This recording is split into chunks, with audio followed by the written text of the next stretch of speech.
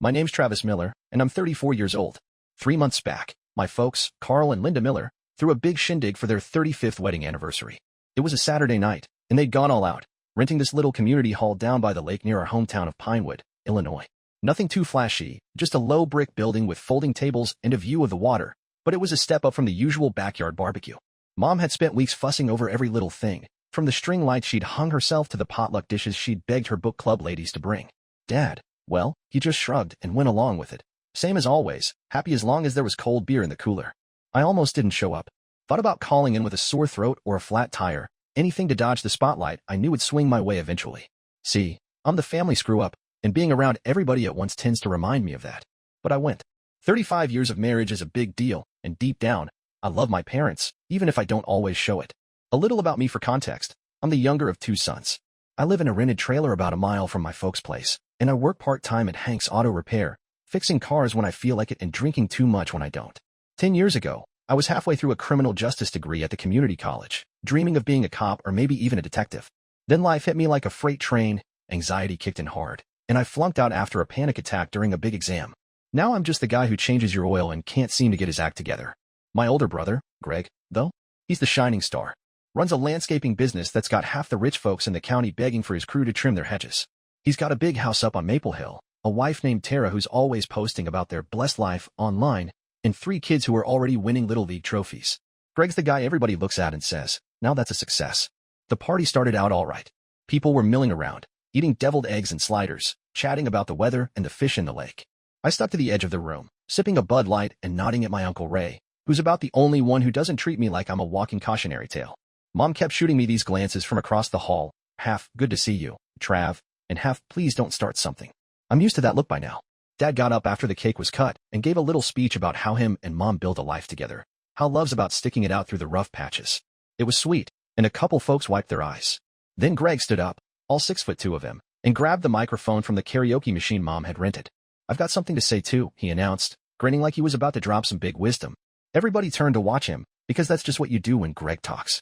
He started going on about family, about how Mom and Dad taught us hard work and loyalty, all that Hallmark card stuff. I wasn't really listening, my mind was on whether I could sneak another beer without Mom noticing, until he locked eyes with me. Let's raise a glass to Mom and Dad, he said, for putting up with their second son, the one who couldn't hack college and still can't pay his own rent at 34. The room erupted. Laughter hit me from every direction, loud and sharp, like a pack of dogs barking at a stray. Somebody pointed, pretty sure it was Greg's buddy Mike, and then more fingers joined in. Mom's lips twitched like she wanted to scold him, but couldn't help smiling. Dad just looked at the table, poking at his cake with a plastic fork. Uncle Ray muttered, that ain't right. But he didn't speak up any louder. My face went hot, like I'd stuck it in an oven. Under the table, my hands started trembling so bad I had to grip my knees to keep them still. I plastered on a grin, the kind that hurts your cheeks, and nodded like I was in on the joke. Inside, though, I was boiling. Greg wrapped up his little comedy routine with some line about how family's there for you no matter what, and everybody clapped like he'd just won an Oscar. I don't remember much after that. Hid out by the lake for a while, skipping rocks and scrolling my phone. Aunt Sue asked me if I was still working on cars, her voice dripping with that pity I hate. I thought about chucking my empty bottle at Greg's shiny pickup truck, but figured I'd just get a lecture. When it was over, I drove back to my trailer alone, the party still buzzing behind me. Soon as I shut the door, I lost it, yelled so loud my throat hurt, then sat on the couch and cried like a kid, tears soaking my shirt. Didn't stop till my eyes were raw. That wasn't the first time Greg's pulled something like that. Growing up, he'd wait till his buddies were over to mention how I puked on the school bus in 3rd grade. In high school, he'd brag about his football stats while joking about how I couldn't even make the JV team. When I got into college, he'd smirk and say I'd probably arrest myself by mistake someday. It's been his game forever, tear me down, lift himself up. And Mom and Dad? They give me these weak smiles after, like, we still care, Trav, but they never called him out. Not once. That night, lying on my lumpy mattress, staring at the water stains on my ceiling, I decided I was done taking it. Not some big, dramatic, I'll get even movie moment. Just a quiet promise to myself that something had to give. The next morning, I dragged myself to Sunday breakfast at Mom and Dad's, a ritual I usually skip. Greg was there, smirking over his coffee, and I knew I needed to do something real. That's when I overheard him talking to his foreman, Pete, out on the porch, something about a job that didn't sound right. My hands weren't shaking anymore. They were steady, ready to grab onto whatever came next. So there I was, Travis Miller, sitting at my folks' kitchen table that Sunday morning after the anniversary party, pretending to care about Mom's scrambled eggs while Greg sipped his coffee like he owned the world. I barely slept, my head still buzzing from the night before, his voice echoing, The one who couldn't hack college and still can't pay his own rent, and all that laughter drilling into me. Usually, I just eat quick and bolt, but this time I stayed. I needed to see him, to let that anger settle into something I could use. Mom was chattering about her book club's next pick. Dad was grumbling about the price of gas, and Greg was scrolling his phone, probably texting Tara about how great their life was. Me? I was waiting for a crack to open up, something to grab onto. It came when Greg stepped out to the back porch with Pete, his foreman at Miller Landscaping. Pete's a wiry guy, all sunburn and tobacco stains, who's been with Greg since the business took off. They didn't see me lingering by the sink, rinsing my plate real slow so I could listen through the screen door. That Dawson job's getting messy, Pete said, keeping his voice low but not low enough. The wife's been asking why we're billing for trees we ain't planted yet. She's nosy, keeps calling the office. Greg laughed, that cocky chuckle he's got, and said, tell her we're waiting on a shipment. Push the next invoice back a week. I've got the Peterson payment coming in, it'll square up by then. Pete muttered something I couldn't catch, but it sounded nervous. What if she checks the nursery? He asked. Greg didn't miss a beat. She won't. People like her just want a pretty yard and a good story. Stall her. I froze, water dripping off my hands onto the linoleum. I'm no accountant, but I've watched enough crime shows to know that sounded shady, charging folks for work you haven't done, shuffling money around to cover it. My gut told me there was more to it, something dirty under Greg's perfect lawn mowing empire. I didn't have proof yet, just a hunch, but that was enough to get me moving. After breakfast, I told Mom I had a shift at Hank's and headed out. Instead of the shop, though, I drove to the library in town. Pinewood's got this little brick building with creaky floors and computers older than me, but it's quiet, and nobody asks why you're there. I sat down at a terminal, cracked my knuckles, and started poking around. First thing I did was look up Miller Landscaping online. The website was all glossy photos of green lawns and smiling customers, with Greg's face plastered everywhere like he was running for mayor. Nothing fishy there, just the usual brag fest. But then I checked some local forums, places where folks gripe about contractors. Took me an hour, but I found a thread from last year. Some guy named Ed complaining that Greg's crew charged him for a retaining wall they never finished. Said he called to complain, and Greg sweet-talked him into dropping it with a discount. Another lady, username Garden Gal, posted about how her bill kept climbing even though the work stopped. People chalked it up to business stuff, but it got me thinking. What if Greg wasn't just sloppy? What if he was skimming? I didn't stop there. Went to Tara's Facebook, she's got it public, probably so the whole world can see her perfect family. Between the shots of her kids in baseball uniforms and her sipping wine on their deck, I noticed something. She'd posted a vague status a month back. Sometimes you wonder who you can really trust, with a sad emoji. A bunch of her friends chimed in with, "You okay, hon?" and praying for you. She didn't reply. Then, 2 weeks ago, another one. Hard days make you stronger. Didn't sound like the usual Tara's sunshine. Trouble in paradise, maybe? My mind started spinning Greg's business, Tara's weird posts. Could be connected, could be nothing. Either way, I needed more. That night, back at my trailer, I cracked a beer and sat on my sagging couch, staring at the chipped coffee table. The anniversary party kept replaying Greg's smirk, the laughter, Mom and Dad doing nothing. I'd spent years swallowing that crap, letting him play the king while I was the jester. But hearing him and Pete on the porch flipped a switch. If Greg was screwing people over, I could prove it. Not just to get back at him, though. Yeah, that was part of it. But to show everybody he wasn't untouchable. I grabbed a notebook, one I used to use for college notes before I quit, and started scribbling what I'd heard, what I'd found. It wasn't much, but it was a start. Next day, I called in sick to Hank's and went back to the library. This time, I dug into public records, business licenses, complaints filed with the county. Took me hours, and my eyes were burning by the end, but I hit gold. Miller Landscaping had 3 small claims cases in the last 5 years, all settled out of court, all about overbilling or unfinished jobs. Nothing huge, nothing that stuck, but a pattern. Then I remembered something Dad said a while back, how Greg had borrowed from their savings to expand the business a couple years ago. Said he paid it back, but Dad's never been good with numbers. What if he hadn't? What if Greg was dipping into family money too? By the end of that week, I decided to play a longer game. Didn't tell nobody what I was up to. Mom would freak, Dad would shrug, and Greg would just laugh harder. Instead, I started showing up more at family stuff, acting like I was trying to get my life together. Asked Greg casual questions about the business over dinner, stuff like, how do you keep all them clients happy? He'd puff up and ramble, dropping little hints without even knowing it, like how he smooths things over when folks complain. I'd nod, smile, and file it away. Meanwhile, I kept an eye on Tara. Ran into her at the grocery store one day, and she looked worn out, bags under her eyes. I asked if she was all right, playing the concerned little brother-in-law. She sighed and said, oh, just life. But her voice cracked. Didn't push her then, but I knew I'd get more out of her eventually. 3 weeks in, I had a pile of notes, forum posts, records, snippets from Greg's own mouth. My hands didn't shake no more when I thought about that party. They were busy, turning pages, typing, planning. I wasn't sure where it was all going yet, but I could feel it building, like a storm rolling in over the lake. Greg thought he had me pegged, useless Travis. The punchline. He had no idea I was about to dig up every speck of dirt he'd buried. I'd been at it for a month now, Travis Miller, the guy who went from changing oil to playing detective in my own family. After that Sunday breakfast where I overheard Greg and Pete scheming on the porch, I turned into a bloodhound sniffing out every trail he left. My trailer was starting to look like one of those crime boards you see on TV, notebook pages taped to the walls, scribbled with dates and names, all connected by this messy web of suspicion. I wasn't sleeping much, but I didn't care. Every time I closed my eyes, I'd hear that anniversary party laugh track, and it'd jolt me right back to work. The library became my second home. I'd sit there all morning, hunched over those ancient computers, digging through anything I could find on Miller Landscaping. By now, I confirmed those small claims cases, 3 folks who'd sued Greg for overbilling or half-done jobs. But then I stumbled on something bigger. A guy named Roger Hensley, who owned a big property out near the county line, had posted on a landscaping review site 6 months back. Said Greg's crew tore up his yard for a drainage system that never got finished, charged him 10 grand, and then ghosted him. Roger threatened to take it to court, but the thread just died. I figured Greg paid him off or scared him quiet. Either way, it was another root poking through the dirt. I started getting bold. One night at Mom and Dad's for dinner, I waited till Greg was bragging about landing a new contract with some fancy golf course. Man, that's a lot of cash coming in, I said, keeping my tone light, like I was impressed. How do you juggle all that money stuff? He grinned, leaned back in his chair, and said, you just gotta know how to keep the books flexible, Trav. Cash flow's an art. Mom beamed like he'd invented the wheel, but I caught the dodge. Flexible books? That's a polite way of saying you're cooking them. I jotted it down soon as I got home, hands steady as a surgeon's. Tara was my next angle.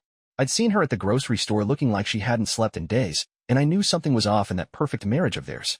So I started texting her, not much, just little check-ins. Hey, saw you seemed tired the other day, you holding up? She'd reply slow, but she'd reply. After a week, she let slip that Greg had been distant, spending nights at the office. He says it's work, but I don't know, she texted one night. I didn't push, just said I was there if she needed to talk. I could feel her cracking, and I hated using her like that, but she was a key I couldn't ignore. Then came the jackpot. Dad's got this old desktop in the den he barely uses, mostly for solitaire and checking the weather. Greg's always been the one to help with their finances, set up online banking, manage their savings. I offered to fix a glitch Dad kept griping about, something about the screen freezing. While I was poking around, I noticed Greg's email was still logged in from the last time he'd been over. My heart started thumping, but I kept cool. Scrolled through quick, didn't have long before Mom'd wonder why I was taking so long. Found a chain between Greg and some guy named Victor, a supplier for trees and shrubs. Need you to invoice the Dawson job for double, Greg wrote. I'll split the extra with you once it clears. Victor replied, risky, but I'm in. My hand shook for the first time in weeks as I snapped pictures with my phone. This wasn't just sloppy work, this was straight up fraud. I sat on that for a day, letting it sink in. Greg wasn't just cutting corners, he was stealing from clients, faking invoices, maybe even roping in guys like Victor to pad the numbers. And if he was messing with Mom and Dad's savings too, like I suspected, this was personal. I checked their bank app next time I was over, had to guess Dad's password, which was Linda 1955, real secure, and saw withdrawals Greg had marked as business investments. No way Dad knew about that. My blood ran hot. He was screwing everybody, not just me. By now, I had enough to bury him: court records, Roger's post, Tara's hints, that email. But I didn't want to just expose him. I wanted him to feel what I felt at that party, cornered, laughed at, nowhere to run. So I kept quiet, kept digging. Started driving by his office after dark, a little trailer on the edge of town with Miller Landscaping in green letters out front. Saw him there late a couple times, hunched over papers with Pete. Once, I parked across the street and watched Victor's truck pull up. They loaded something into the bed, couldn't tell what in the dark, but it looked sneaky, like they didn't want nobody seeing. I wasn't sure what my endgame was yet. Part of me wanted to march into Mom and Dad's with all this and watch their faces drop. Part of me wanted to mail it to every client Greg had. But I held off, kept building my case. One night, lying on my couch with a warm beer, I realized why I was doing this. It wasn't just about the party anymore. It was about all those years Greg got to be the golden boy while I was the punching bag. About how Mom and Dad let him get away with it, how they never saw me. This wasn't revenge, it was me taking back what he'd stolen, my own damn self-respect. Next morning, I woke up with a plan. Greg was set to speak at the Pinewood Chamber of Commerce lunch in 2 weeks, some award for local business excellence. Perfect stage, perfect timing. I'd been invisible my whole life, but not anymore. I was gonna uproot his whole world, and I'd do it where everybody could see. I'm Travis Miller, and by now I'd turned my beat-up trailer into a war room, walls covered with notes and phone pics of Greg's dirty dealings. It had been 6 weeks since that anniversary party where he made me the butt of his big joke, and I'd spent every day since digging into his life like a guy possessed. I had proof now, emails with Victor about fake invoices, bank records showing he'd siphoned cash from Mom and Dad's savings, complaints from clients he'd ripped off.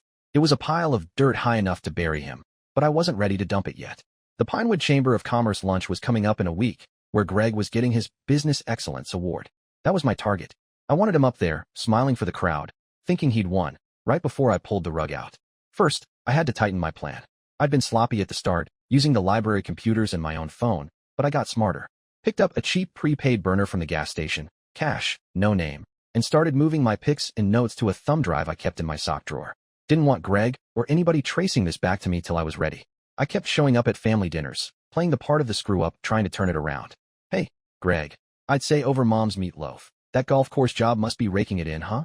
He'd puff up, talk about how he was expanding the brand, and I'd nod like a proud little brother while memorizing every word. Mom ate it up, thinking we were bonding. Dad just chewed his food and watched football highlights on his phone. Tara was my ace in the hole. She'd started texting me more, spilling bits about how Greg was barely home, how she'd found receipts for dinners he couldn't explain. One night, she called me from their house, voice shaky. Trav, I think he's seeing somebody, she said. I asked him about it, and he flipped, said I'm paranoid, said I don't get how hard he works. I stayed calm, told her, that don't sound right, Tara. You deserve better. Didn't tell her what I knew yet, just let her vent. She was hurting, and I felt like a jerk for using it, but she was handing me gold. He's got a lockbox in the garage he won't let me near, she added before hanging up. That stuck with me. What was he hiding? Next day, I took a risk. Told Mom I'd swing by Greg's place to borrow a ladder for a project. Made up some story about fixing my trailer's roof. She bought it, called Tara to let her know I was coming. When I got there, Tara was out with the kids at baseball practice, and Greg was at the office. Perfect. I grabbed the ladder from the garage, but I also poked around. Found that lockbox under a tarp. Small, metal, padlock tight. Didn't have time to crack it, but I took a picture and got out quick. My gut said whatever was in there was part of this mess. Maybe cash, maybe papers. I'd figure it out later. Back at the trailer, I started putting my trap together. The chamber lunch was a big deal. 50 or 60 folks, mostly business owners and town bigwigs, all there to clap for Greg. I wasn't invited, but Uncle Ray was. He's got a little bait shop by the lake and pays his chamber dues, so he had a ticket. I called him up, told him I needed a favor. Ray, I gotta get into that lunch, I said. It's about Greg, something he's done. Ray's the only one who's ever had my back, so he didn't push too hard. This better not blow up in my face, Trav, he grumbled, but he agreed to sneak me in as his +1. Step 1, check. Step 2 was the evidence. I typed up a summary of everything. Victor's emails, the bank transfers from Mom and Dad, Roger Hensley's story, the small claims cases. Kept it simple, just facts, no drama. Printed it out at the library, 50 copies, and stuffed them in a backpack. Didn't know if I'd use them all, but I wanted options. Thought about mailing them to clients or posting them online, but that felt too small. I needed Greg to see it happen, to feel the room turn on him like it turned on me at the party. Last piece was Mom and Dad. I couldn't blindside them completely. They'd never forgive me. So 2 nights before the lunch, I sat them down in their living room. Mom was knitting. Dad was half asleep in his recliner. I gotta tell you something. I started, voice steady. Greg's been taking your money. Not borrowing, taking. I've got proof. Mom's needles stopped clicking. Dad's eyes snapped open. What are you talking about, Travis? He growled. I showed them the bank records, the withdrawals labeled investments they'd never okayed. Mom's face crumpled. He said he needed a loan once, but he paid it back, she trailed off. Dad got red, then quiet. Why didn't you tell us sooner? He asked. I looked him dead in the eye. Would you have believed me if I didn't have this? They didn't answer. I didn't push, just said, I'm handling it. You'll see. Left them sitting there, stunned. The night before the lunch, I couldn't sit still. Paced my trailer, double-checking my backpack, burner phone, thumb drive, printed pages. Thought about that party again, Greg's voice booming. Everybody laughing. My hands didn't shake this time. They were clenched, ready. I wasn't just the screw-up anymore. I was the guy about to flip the table. Tomorrow, Greg's perfect little world was gonna crack wide open, and I'd be the one holding the hammer. I'm Travis Miller, and the day of the Pinewood Chamber of Commerce lunch finally rolled around. I'd been building up to this for weeks, ever since Greg turned me into a punchline at Mom and Dad's 35th anniversary party. My trailer was a mess of notes and plans, my prepaid burner phone was charged, and my backpack was stuffed with 50 printed pages of dirt, Greg's fake invoices, the money he'd swiped from Mom and Dad, all the ways he'd screwed over clients. Today was it. He was getting his Business Excellence Award, and I was gonna make sure it came with a side of truth. Uncle Ray picked me up at noon in his old Ford pickup, the one that smells like fish bait and motor oil. He looked me over, jeans, a clean flannel, my least worn boots, and grunted. You sure about this, Trav? He asked, chewing on a toothpick. Damn sure, I said, slinging my backpack over my shoulder. He didn't argue, just drove us to the community hall by the lake, same place Mom and Dad had their party. Inside, it was all folding chairs and white tablecloths, folks in button-ups and blazers sipping iced tea and talking shop. I stuck close to Ray, keeping my head down. Saw Greg up front, shaking hands, grinning like a politician. Tara was there too, sitting with their kids, looking tense behind her fake smile. The lunch started slow, some guy in a tie droning on about local commerce, then a chicken salad nobody ate much of. I barely touched mine, stomach knotted up. Ray kept shooting me sidelong glances, but I just nodded. I was fine, focused. Finally, they called Greg up. For his outstanding contributions to Pinewood's economy, the guy said, handing him a cheap plaque. Greg took the mic, all charm and teeth, thanking his crew, his family, the town. Hard work pays off, he finished, holding up the award. The room clapped, loud and long. That's when I moved. I'd planned it out with Ray. He'd spill his tea, giving me an excuse to duck out and set things up. Right on cue, he knocked his glass over, muttering loud apologies. I slipped away while folks fussed with napkins, heading to the back where the hall sound system hooked up to a projector. Took me 2 minutes to plug in my thumb drive. Hands steady, no fumbling. I'd put the evidence into a slideshow, simple and brutal. Screenshots of Victor's emails, bank records, Roger Hensley's complaint, all labeled with dates and dollar amounts. Hit play, and it started looping on the big screen behind Greg. Took a second for people to notice. Greg was still talking, some joke about mowing lawns, when a lady gasped. Heads turned. There it was, in black and white. $5,000 invoice for trees never delivered. Dawson job, March 2024. Then the next slide. Mom and Dad's bank statement. $8,000 gone. Marked investment by Greg.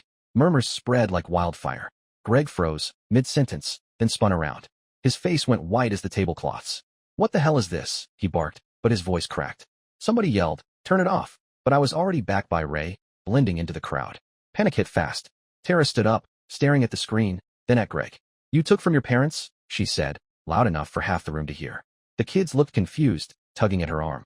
Greg bolted for the projector, fumbling with the cords, but the slides kept rolling. Small claims cases, Victor's split the extra email. People were on their feet now, some heading for the door, others pulling out phones. I saw Mr. Dawson, the guy Pete had mentioned, squinting at the screen, then glaring at Greg. That's my yard, he shouted. You charged me for nothing? I didn't say a word, just watched. Greg yanked the thumb drive out, but it was too late. Everybody'd seen it. He turned to the crowd, hands up like he could stop the chaos. This is a mistake. Somebody's messing with me, he yelled. Nobody bought it. Tara grabbed the kids and stormed out, tears streaking her face. Ray leaned over and whispered, You lit the match, Trav. Hope you're ready for the fire. I nodded, chest tight but steady. The chamber guy tried to take control, barking about technical difficulties, but the damage was done. Greg's plaque sat forgotten on the podium as folks swarmed him, some demanding answers, others just gawking. I slipped outside with Ray, heart pounding, but not from fear. For the first time in years, I felt solid, like I'd planted my feet and pushed back. My phone buzzed, Mom, probably freaking out after somebody called her. I didn't answer yet. Needed to breathe, let it sink in. Out by the lake, I watched Greg's truck peel out of the lot, tires squealing. Tara's SUV was already gone. The hall buzzed behind me, voices loud and mad. I'd done it. Cracked his perfect shell wide open, right where he thought he was king. But it didn't feel like a win yet, not fully. Something heavy sat in my gut, like I'd started a machine I couldn't stop. Ray clapped my shoulder. You all right, kid? He asked. Yeah, I said, staring at the water. Just getting started.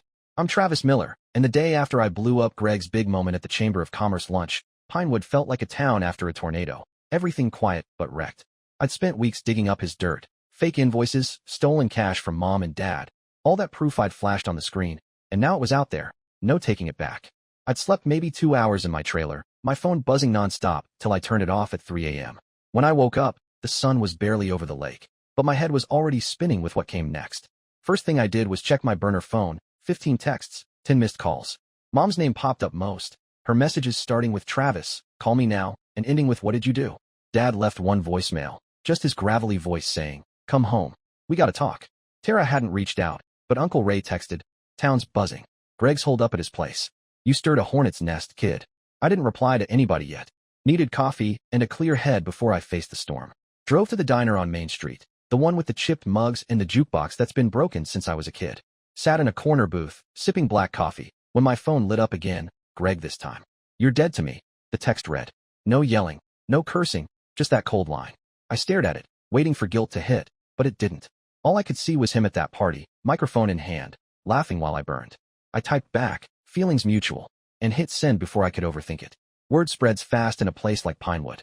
By noon, the diner was humming with whispers, folks saying Greg's business was done, that clients were pulling contracts, that Tara kicked him out. I kept my head down, but I heard it all. Mr. Dawson, the guy Greg had scammed on that tree job, came in and spotted me. Marched right over, face red. You the one who put that up yesterday? He demanded. I nodded, bracing for a fight. Instead, he clapped my shoulder. Good. That son of a gun owes me $5,000.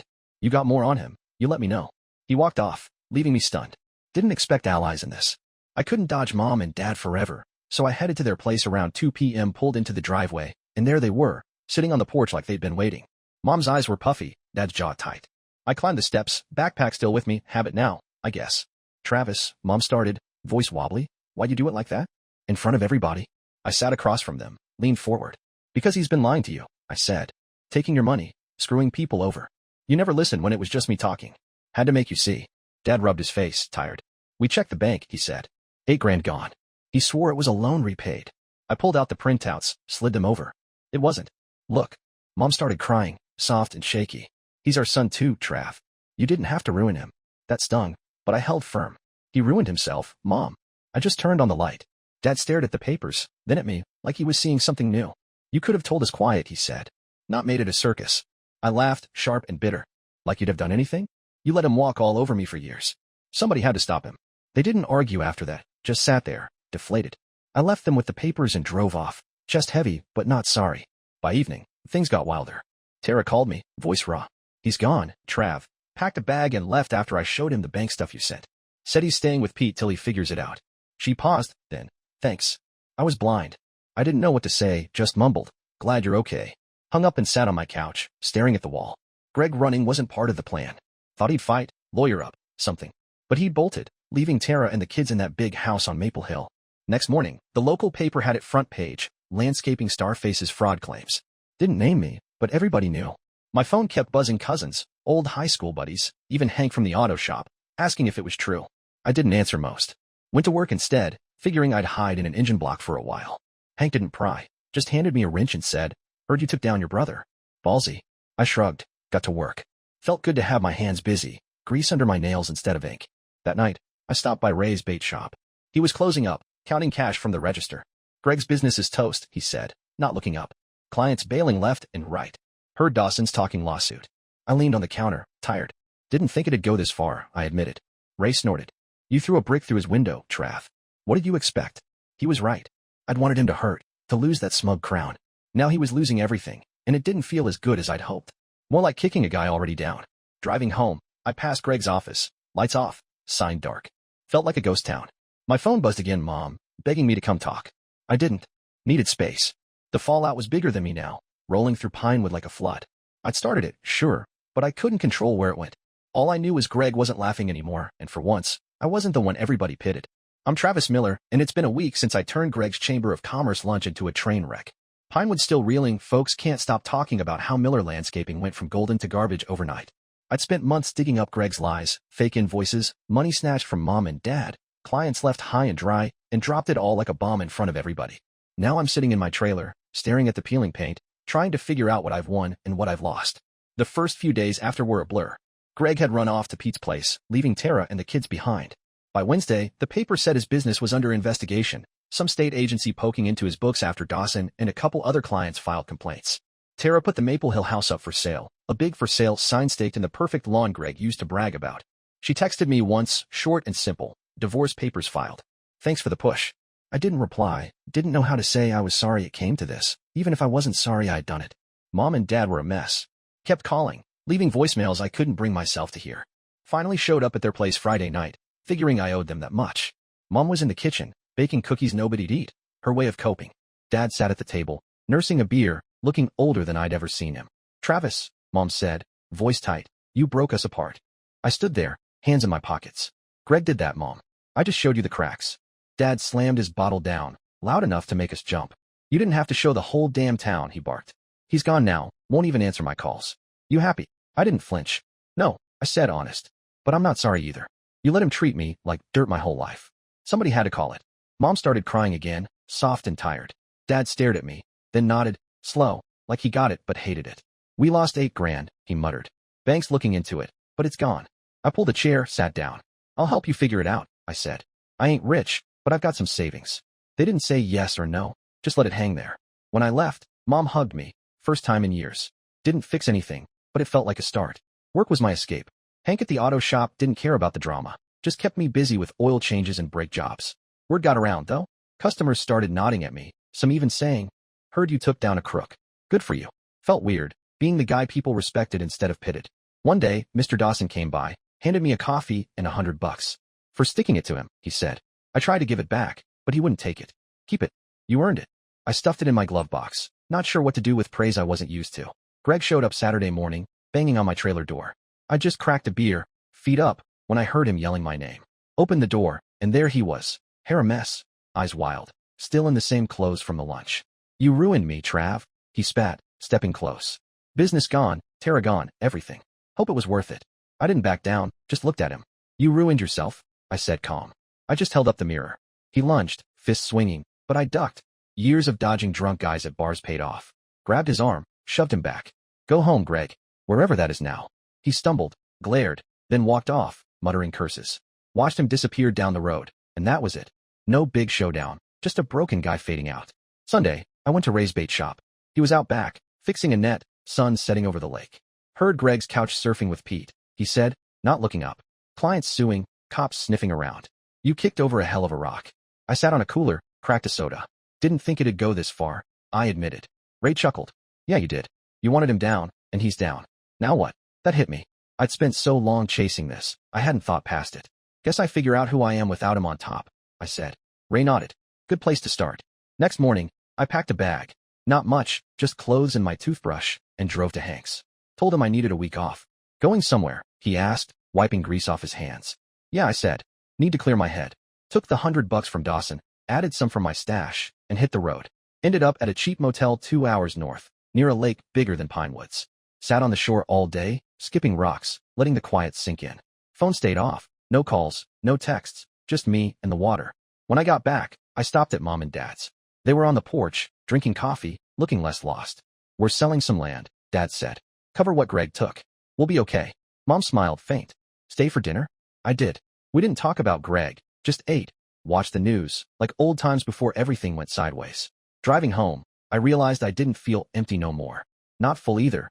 Just steady, like I'd shed a weight I'd carried too long. Greg's gone quiet. Nobody's seen him in days. Tara's moving to her sister's out of state. Pinewood's picking up its own pieces, and me? I'm back at work, fixing cars, living in my trailer, but it's different now. I'm not the screw-up, not the shadow. I'm Travis Miller, the guy who stood up. Ain't a fairy tale ending. Family's still cracked, money's tight, but I'm okay with it. For once, I'm the one standing tall.